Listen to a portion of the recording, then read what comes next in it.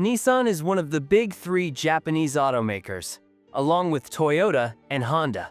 Nissan has historically been ahead of Honda, although it is currently the smallest of the big three, and that brings me right to the main topic. I don't want to give the impression that Nissan has completely failed and is rapidly approaching bankruptcy or anything like that. In fact, it is believed that they were much closer to bankruptcy in the 1990s.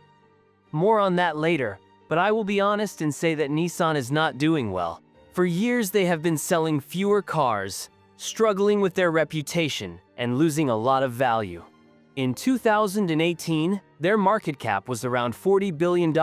Today, it has dropped to almost a quarter of that. On February 9, 2024, the company's shares fell 12%, which was the biggest single-day drop since their last major crisis. During a disappointing earnings call in 2019, the then CEO announced that the company had hit rock bottom. Typically, as an investor, you don't want to hear the head of a company using the phrase rock bottom. So there's clearly reason to be concerned about Nissan. In this video, I'd like to provide a better understanding of this company by talking about its history, highlighting the ups and downs that led to the predicament it's in today. Have fun!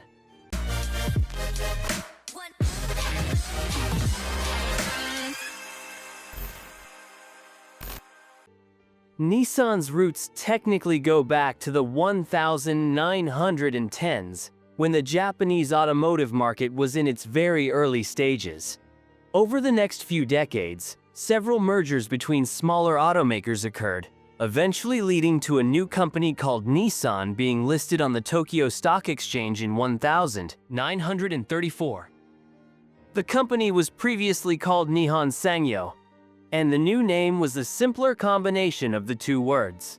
3 years later, they released the Datsun Type 15, which the company says was the first mass-produced vehicle in Japan. Yes, that's a potentially confusing name. Although the company is called Nissan, they marketed many of their vehicles under the Datsun name.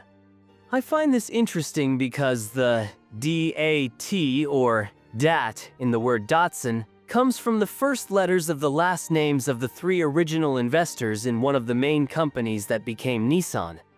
It was also the name they used when they started selling vehicles in the United States in 1958, where they soon became one of the country's leading vehicle importers, known for their cars and their pickup trucks. They were able to gain a foothold in the US market by offering fuel-efficient vehicles that were particularly attractive during the oil crisis, and by introducing vehicles specifically designed for that market. It wasn't until the 1980s that they began rebranding everything they sold in the US from Datsun to Nissan. That wasn't that long ago, so I suspect many people in the US are still familiar with the Datsun name. This decade also saw them begin producing vehicles domestically, opening their first US plant in Tennessee and launching a second, more luxurious brand called Infiniti. As you can tell, this is just a rough overview of the first few decades of this company.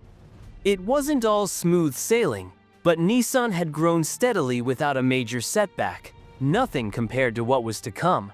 To be honest, the 1990s were probably one of the worst decades imaginable for an automaker like this. In 1992, Nissan reported its first pre-tax loss since the 1950s and began losing money almost every year. By 1999, the company's total debt had grown to over $35 billion, and it was having a hard time keeping up its payments. Analysts were predicting a bankruptcy filing, and it looked like Nissan would have to close. One of the reasons for the problems were general economic factors. The global economy was struggling, and the exchange rate between the Japanese yen and the US dollars was not in its favor. In addition, competition became so fierce that Nissan was continuously losing market share. More and more customers were choosing the Honda Accord or the Toyota Camry instead of the comparable Nissan Altima. Toyota's luxury brand Lexus was also becoming more popular compared to Nissan's rival brand, Infiniti. And to make matters worse, Nissan was hesitant to add SUVs to its lineup. Some of you may remember that SUVs became really popular in the 1990s. They were the next big thing, with vehicles like the Ford Explorer or Jeep Grand Cherokee coming out at the beginning of that decade. Overall, Nissan struggled and probably wouldn't have made it through without major changes. In 1999, Nissan merged with a smaller French automaker called Renault. It was a deal in which Renault paid $5.4 billion to buy 37% of Nissan. Renault wanted to use this as an opportunity to expand globally, especially to North America, and Nissan desperately needed money. However, I would say the most consequential part of that deal was the addition of Carlos Ghosn. He was a vice president at Renault, and after the deal took over as Nissan's chief operating officer, and later became head of the entire company. Ghosn was the driving force behind Nissan's major turnaround plan and, by the way, was already known in France as Le Cost Killer. He even announced that he would resign if Nissan didn't become profitable by March 2001, and amazingly, the company actually became profitable and was able to reduce its debt to much better, manageable levels. It was a pretty comprehensive plan that focused primarily on cost-cutting and product development. Among other things, Nissan closed 5 of its plants in Japan, laid off 14% of its workforce, and sold off non-automotive related business units, all while taking advantage of the efficiencies of the two companies now working together. Things like combining their sales or marketing operations, or taking advantage of discounts by buying larger quantities of materials or parts they needed to build the cars. I should also mention that they also began a collaboration with Mitsubishi, an alliance that was strengthened when Nissan bought 34% of the company in 2016, so all three are closely tied. Profit margins improved with each vehicle sold, and they finally started selling more vehicles again too.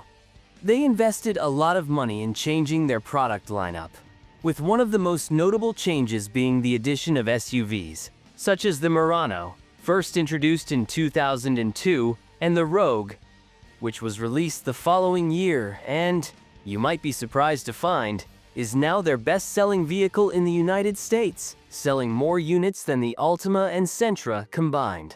The whole thing is considered one of the biggest turnarounds the industry has ever seen, and Carlos Ghosn has been highly praised as the person responsible for it. He became the subject of a Japanese comic, received numerous awards, and was recognized as the first person to serve as CEO of 2 of the world's 500 largest companies simultaneously. Things got messy from there. In 2017, Ghosn resigned from his position as CEO of Nissan and was arrested the following year, essentially for stealing money from the company. The details are a bit complicated, but there was a whistleblower who came forward with allegations against him. Nissan investigated the allegations for a few months by taking a closer look at the finances and eventually concluded that Ghosn and a director named Greg Kelly had concealed over $300 million in payments made to themselves and other executives. Nissan claims that they were compensated by the company for this without disclosing it, and that they used company funds for personal use, things like buying expensive properties in various countries, or using the company plane for vacation trips. It gets even crazier. The following year, while out on bail, he escaped from a hotel by hiding in a box and flew to Lebanon on a private jet. As far as I know, he has always portrayed himself as completely innocent and later filed a lawsuit against Nissan for $1 billion.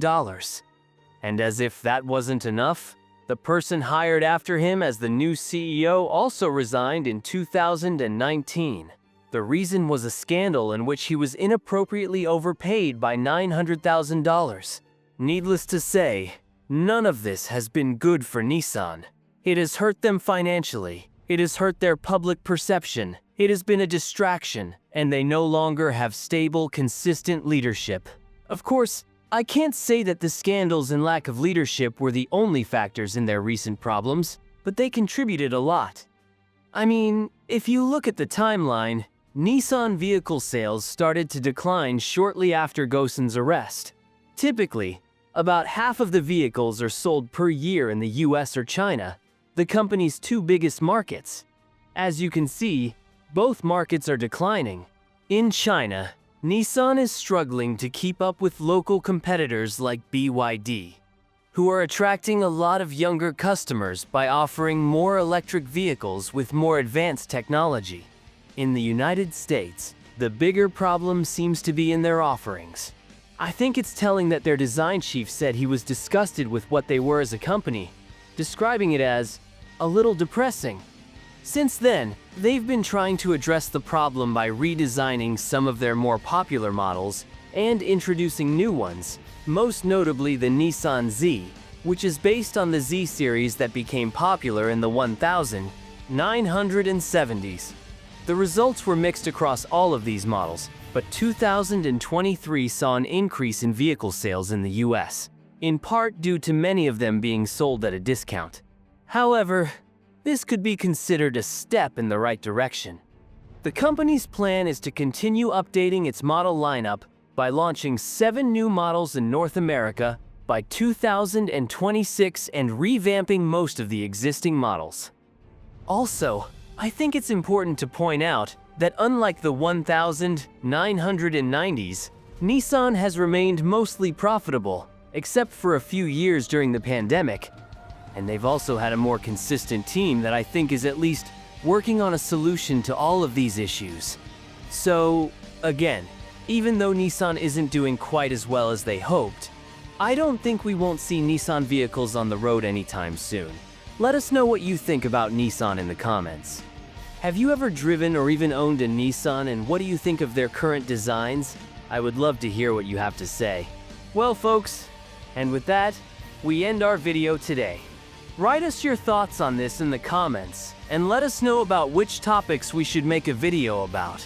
Otherwise, subscribe to our channel and see you next time here at Wikipedia Plus. Thank you all for watching to the end. I hope you enjoyed our content. A big hug, and until then, bye!